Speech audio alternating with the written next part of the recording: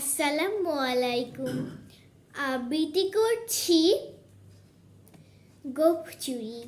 লিখেছেন কবি সুকুমার রায়। হেড অফিসের বড় বাবু, লোকটি বড় শান্ত।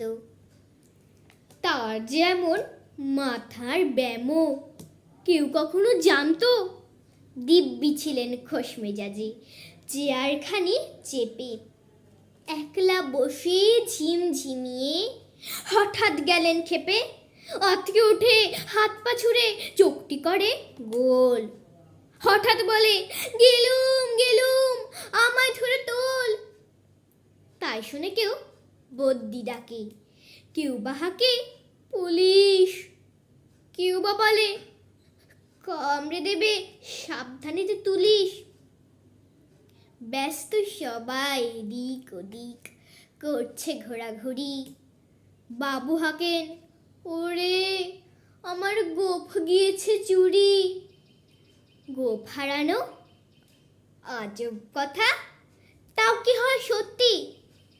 গোফ জোড়া তো তেমনি আছে, কমেনি এক রত্তি। সবাই তারে বুঝিয়ে বলে, সামনে ধরে আয়না। মোটেও গোফ হয়নি চুরি, কখনো তা হয় না। রেগে আগুন তেলে বেগুন তেড়ে বলেন তিনি, কারো কথায় ধার ধারি নে, সব বেটাকেই চিনি।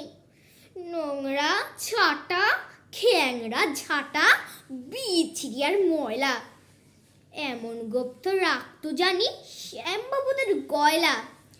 এ গোপ যদি আমার বলিস, করবো তোদের জবাই। এই না বলে জরিমানা করলেন তিনি সবাই।